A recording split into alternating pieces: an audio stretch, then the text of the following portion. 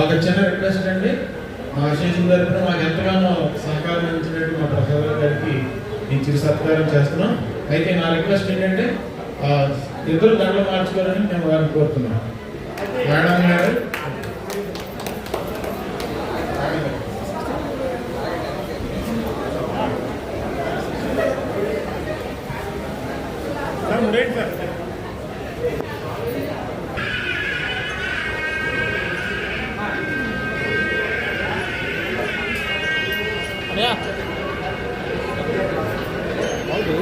Solve చేస్తారా?